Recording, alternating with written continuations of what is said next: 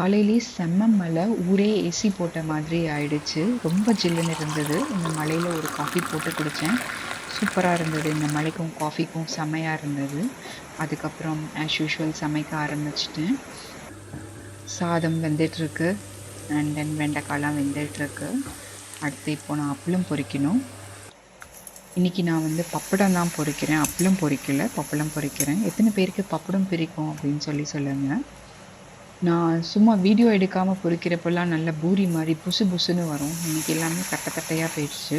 எல்லாருக்குமே அப்படி தானே. கெஸ்ட்டு வர்றப்பன்னு பார்த்து பூரி உப்பலாகவே வராது, சப்பாத்தி ஹார்டாயிரும், தோசை முருகலாக வராது. அந்த மாதிரி எனக்கும் இன்றைக்கி தட்டை தட்டையாக தான் வந்தது இந்த பப்படம்.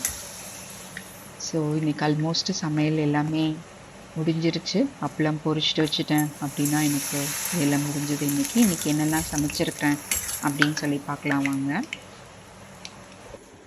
இன்றைக்கி பருப்பு, கோவக்காய் ஃப்ரை, ரசம், வெண்டைக்காய் நல்லா வதக்கி வச்சுருக்கேன். அதுக்கப்புறம் இது தக்காளி தொக்கும் வேர்க்கடலை சட்னியும் தோசைக்கு, பப்படம் நம்ம இப்போ பொரிச்சது, அப்புறம் சாதம் வடித்து வச்சாச்சு. தேங்க்யூ.